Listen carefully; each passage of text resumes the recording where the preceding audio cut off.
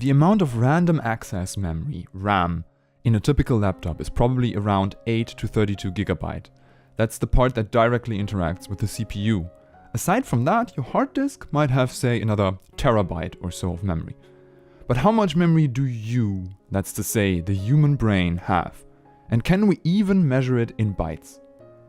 But maybe that's not even the first question we should ask. However much memory the brain has, where is it? Because every piece of memory in a computer has a physical location. To access a piece of data in RAM, for example, you have to know the binary address associated with that location. In fact, for the CPU, this really comes down to turning on just the right wires to retrieve the bits at the desired location. Now imagine a different kind of memory. Instead of specifying the where of a memory, its binary address, how about we could specify the what, its content?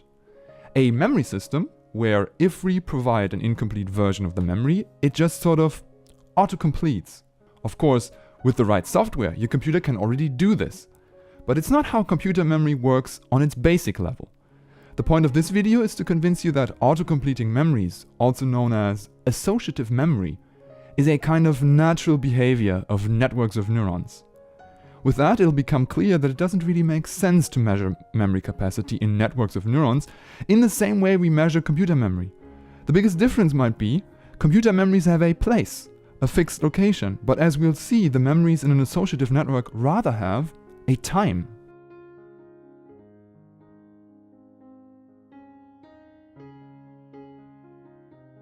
Computer memory is measured in bits, binary switches of ones and zeros.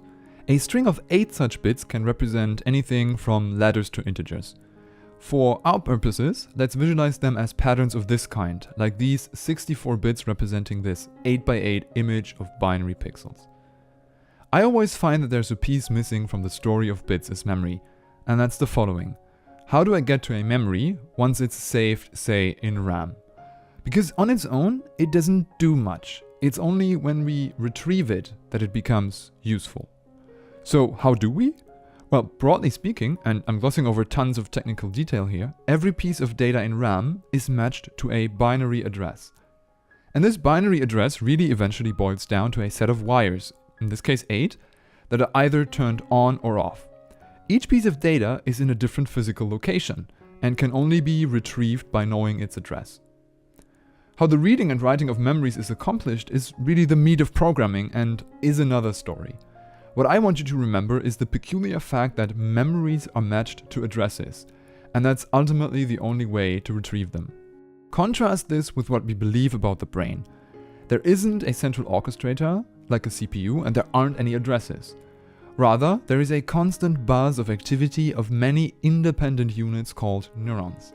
In this video, we'll try to make some sense of the buzzing of activity of networks of neurons by introducing a mathematical model called the Hopfield network, named after the author of this 1982 paper. And as much as this has to do with memory, more generally, this video aims to be a lesson in modeling itself, which I always think of as the art of the essential.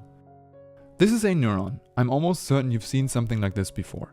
But it sometimes pays to remember why we always come back to this when we want to understand things about the brain. The reason is, I think, that it has a rather simple behavior. It integrates electrical signals from other neurons to determine its own activity, and then it broadcasts that activity back to the network. Mathematically, the story goes something like this. There's electrical signals coming in from other neurons, which we will say are just some numbers. Then the synapses act as multipliers on these signals, another set of numbers, and then the activity of the neuron is based on the sum of the weighted inputs. And by based on, I mean that it's fine to apply some function after computing the sum. And that's it. So it gets interesting once we turn this into a network, connecting the outputs of neurons to the inputs of other neurons. This is a special type of neural network. It's a recurrent network, meaning that there are back and forth connections between the neurons. I haven't drawn them, but remember that any such edge is actually two edges, so that the two neurons influence each other. Okay, there's details here that we need to get into. But first, what does this have to do with memory? Well, it needs to be somewhere in here, doesn't it? Where? Remember the idea of an associative memory, which is the ability of a system to sort of pattern autocomplete? Let's try a definition of memory that's slightly wider than maybe what we're used to. Let a memory system be a system that, after having been in a certain state, a configuration, it has the ability to return to that state later on. Now, our computer memory from earlier actually has this property if we include the CPU into the memory system. Our network seems different though. So let's get creative. There's other things in our everyday lives that fall under our definition of memory. And one might be, and hear me out on this, a simple plastic bottle. If it's crushed, in other words, its configuration changed, it can sometimes return to its earlier state, which in that sense could be said to have been memorized. And the metaphor is not arbitrary. I actually do think that networks of neurons are kind of like that. What I mean is, a neural network is a system with a pattern of activity that dynamically evolves. If somehow we could construct our network such that it would have some preferred state and would return to that state over time if it was perturbed, then that could reasonably be qualified as a memory. This is a network of 64 neurons that I cleverly constructed such that it memorized this pattern of 8x8 binary pixels. So what's going on? To describe what this model is actually doing, we need to take the following steps. Remember I said time was important? We need to describe how the activity of the network changes over time.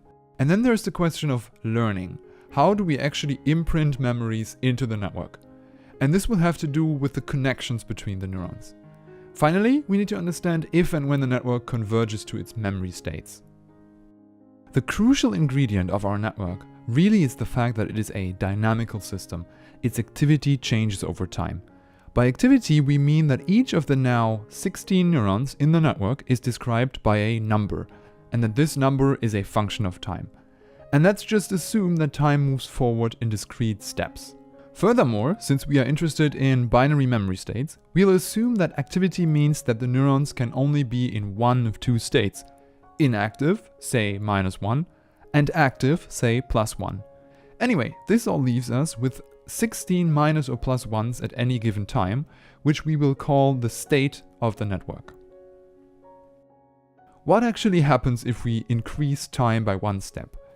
Imagine folding out the time dimension in space. Now we select one of the neurons at random and update its state according to the input of all other neurons in the network. The rest of the neurons stay the same. And this we simply continue. But hold on, you might ask, how do we update the state exactly? And why update only one neuron at a time? Well, for the second question, we could in fact update all neurons at once. But the issue here is plausibility, because that would require a global updating signal, almost like a clock, instructing all neurons to update simultaneously. It's slightly more realistic, although not too much to be honest, to let them update asynchronously. Okay, and for the other question, yes, what is the actual update equation? Well, it's remarkably simple. It's a weighted sum of the states of the other neurons. Weighted meaning that each state is multiplied by the strength of the connection between the neurons. And since the connections in that sense weigh the inputs, from now on I'm actually going to call them weights. But then of course, to ensure that the result is +1 or -1 again, we'll make use of that function I mentioned earlier, f, and that's it. Those of you familiar with linear algebra will have recognized this as computing the dot product between the vector of neuron states and the vector of connection weights. This is a network of 64 neurons, and I'm just going to tell you, without explaining how, that it has memorized this pattern. Starting it off in different initial states, and then running the equations I just described, selecting one neuron at a time at random and updating its activity. And wait, let's just make this a little simpler. We can see that the network really has this intriguing property that it gravitates towards the memory pattern in all cases. Or, well, it ends up with the anti-memory in some cases. We'll ignore that. It has to do with a certain symmetry in the network that we will get to. Moreover, once it's settled into that state, it doesn't change anymore. The memory pattern is what is called a stable state of the network. So can we be sure that this always happens? Well, no. For example, things start to get complicated when there is more than one memory stored in the network. We'll get to that. But for the simple case of just a single memory, yeah. The network will converge to either the memory or its anti-memory, or as an edge case, to the completely inactive state. So let's recap. Networks are just vectors that evolve in time, and we update their elements asynchronously. Given some configuration of weights, there are stable states in the network, which we call memory states, and we have seen, although not proved, that the network is kind of attracted to these states. That leaves the following question. How do we make the network memorize a certain pattern? In other words, how can we design the stable states of the network? This amounts to setting the weights of the network, which turns out to be a matrix with as many rows and columns as there are neurons. For example, the state of this neuron is determined by the weights in this row of the matrix. At first, this might seem impossible, especially if we wish to store more than one memory in the network. So I'm just going to tell you the magic rule and then I'll motivate it. Given a desired memory state with, say, 8 elements, we are looking for an 8 by 8 matrix.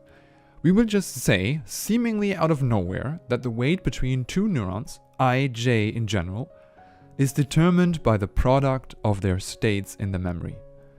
For all of you keen on linear algebra, this means that the matrix is an outer product of the memory vector with itself. Except for the diagonal, which we set to 0, since we don't want any self-reinforcement. But why?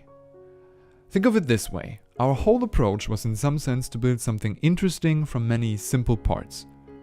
So there really should be a way for the two neurons to determine the weight between them independent of the rest of the network. This is a principle called Hebbian learning, and it is exceedingly plausible because remember that weights are supposed to be synapses? And synapses in actual neurons also would have no way of knowing what goes on in the broader network. And so why the multiplication? Well, here comes the reason I coded the binary states, -1 and +1. If you map out all 4 combinations of states of the neurons, you'll see that the weight will have positive sign whenever the neurons, in their memory state, agree, and negative if they disagree.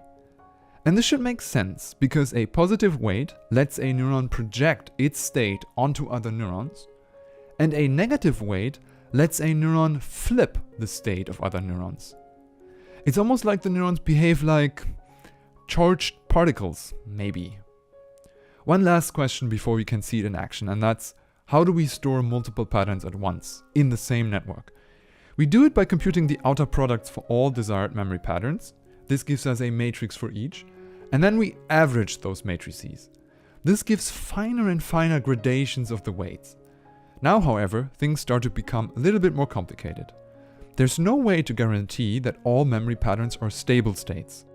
The memories will start talking to each other, fusing into new memories, which I find frustrating and super interesting at the same time. Here's the network with 4 memories again.